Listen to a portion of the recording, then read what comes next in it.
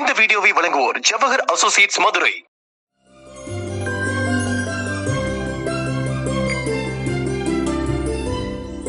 மதுரை நகைச்சுவை மன்றத்தினுடைய 28வது ஆண்டினுடைய சிறப்பு என்ன தெரியுங்களா? அதுக்கு சிறப்பு விருந்தினராக வந்தவங்க வழக்கமாக யார் வருவா? எல்லோரும் வந்திருக்காங்க. வி.கே. ராமசாமி, மனோரமா, எஸ்.வி. சேகர், மௌலி, மனோபாலா, பாண்டியராஜன் எல்லோரும் வந்திருக்காங்க. இந்த தடவை நாங்கள் யாரை கூப்பிட்டு வந்துடுறீங்களா? அந்த நகைச்சுவை மன்றத்தில் வளர்ந்து அந்த மேடைகளில் பேசி தமிழ்நாடு முழுவதும், ஏன் இன்றைக்கி உலகம் முழுவதும் நகைச்சுவையில் சக்கரவர்த்திகளாக மிளறக்கூடிய மதுரை ராமர் அவர்களும் ஆண்ட்ரூஸ் அவர்களும் சகல வெர்சஸ் ரகல இந்த நிகழ்ச்சியை நடத்துகிறாங்க இல்லையா, அவங்க 2 பேரும் தான் சிறப்பு விருந்தினராக வந்திருந்தாங்க. நாங்கள் 3 பேரும் சேர்ந்து மேடையை ஒரு கலக்கணும். அந்த கலக்கல் நிகழ்ச்சியை நீங்கள் பாருங்கள். பார்த்துட்டு சந்தோஷத்தில் குழந்தைகளை கூப்பிட்டு பார்க்க வைங்க.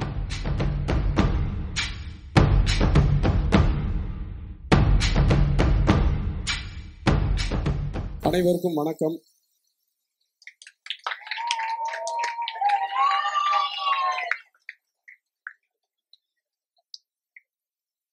அதாவது 1/2 மணி நேரம் பேசினேன், ஒரு ஆள் கை தட்டல.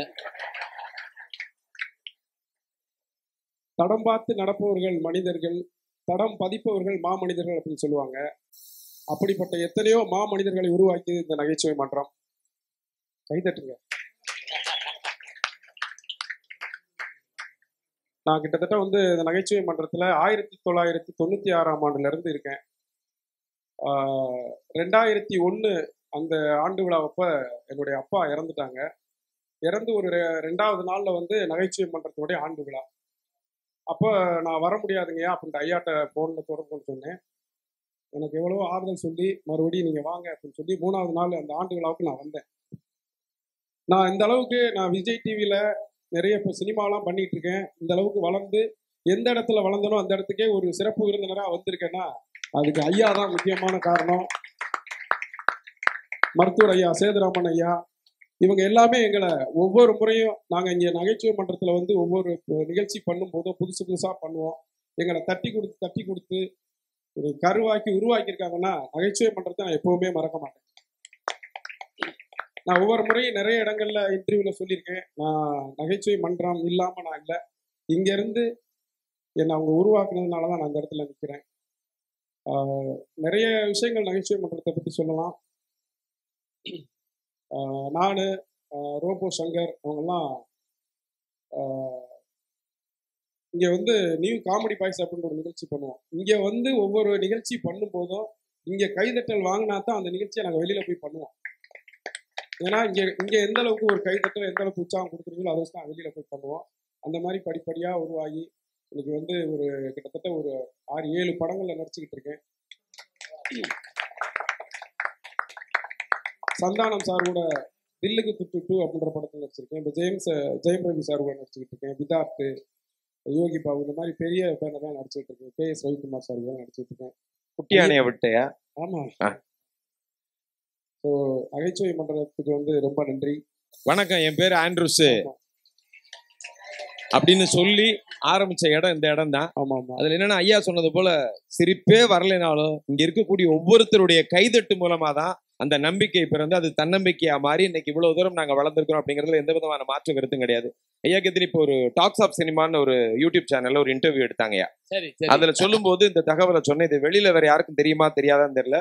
ரோபோ சங்கர் இவங்க எல்லாம் சேர்த்து நியூ காமெடி பாய்ஸ் அப்படிங்கிற ட்ரூப்ல போயிட்டு இருந்தாங்க. அப்ப ரோபோ சங்கர் பாத்தீங்கன்னா இன்னும் வளரணும் அப்படிங்கிறக்கா சென்னை பயணம் போனாப்ல. இப்போ ரோபோ சங்கர் இடத்த நியூ காமெடி பாய்ஸ்ல பிடிச்சது நான் அப்படிங்கிறது ஒரு பெருமை அந்த இடத்துல சொல்லிக்கிறேன். நாங்க எல்லாமே பார்த்தோன்னா இன்னைக்கு தான் இவர் பாட்டு மூலமா உலகம் பூரா பாப்புலர். அப்பயே நாங்க ஒரு 7 பேர் இவர் பாட்டை கேட்டுட்டே இருந்திருக்கோம். நாங்க வண்டியில போகும்போது ஆம்னி வேன்ல போவோம். இங்க இருந்து பக்கத்துல மதுரை, அருப்புக்கோட்டை, விருதுநகர் இந்த சரௌண்டிங்ஸ்ல போகும்போது ஃபுல்லா இதே பாட்டு அதே அளப்பறதான். போகும்போது ஒரு 1200 ரூபா கொடுப்பாங்க. வண்டி செலவு போக மீதி ஒரு 500 ரூபா தலைக்கு பிரிச்சுன்னு வச்சுக்கோங்க. டீ செலவு போக ஒரு 50 ரூபா வாங்கியிருக்கிறோம்.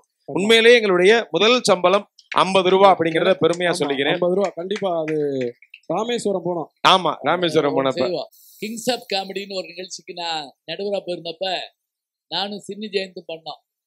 அப்ப ராமர் ஒரு உடுக்கு அடிச்சுட்டு ஒரு பாட்டு பாடினாரு. உண்மையிலேயே என்னால மறக்க முடியாது. அது ஞாபகம் இருக்கா? எங்க கொஞ்சம் லேசா பண்ணி காட்டுங்களேன். மண்ணளக்கும் தாயே உன் மகிமைகளை பாடுகின்றேன் தாயே. அப்படியே அரும்பாக்கத்திலே அடி வாங்கினோம் அம்மா,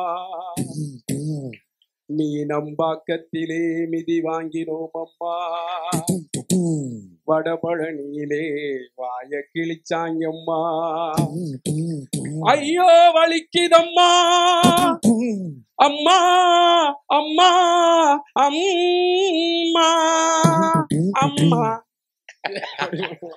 வலி வாயிலே குத்திட்டாங்க, அதான் அம்மா. இது என்ன தெரியுங்களா, இது பரவாயில்ல. நடுவில் உட்காந்துக்கு ரோபோ சக்கரு மணி என்ன அப்படிப்பாரு. மணி என்ன கேட்ட உடனே திருப்பி என்ன செய்வார் தெரியுமா? மண்ணளக்கும் தாயே. அவர் உடனே மணிதானியா கேட்ட, வேற ஒண்ணும் இல்லையா? மணி 9:45 கடை மூடிடுவாங்கம்மா. இப்ப உங்களுக்கு ரொம்ப புகழ தந்த பாட்டு, நான் அந்த சூரிய வம்சம் பாட்டு தான் கேட்டிருக்கேன். ஆமாங்க. அது நான் முதல்ல வெளியில இருந்துட்டு இருந்தாலும் திடுதிடுன்னு ஓடியாந்தாங்க. அது ஏன் ஓடியாந்தாங்கன்னு அவன் சொன்னா சஸ்பென்ஸ் இது உடஞ்சு போயிடும். அது எப்படின்னு இப்ப ஒரு செஞ்சு காட்டுவார் பாருங்க. ஜி ஞானசம்பந்தன் அப்படிங்கிற இந்த யூடியூப் சேனல்ல சப்ஸ்கிரைப் பண்ணுங்க, நண்பர்களையும் பண்ண சொல்லுங்க.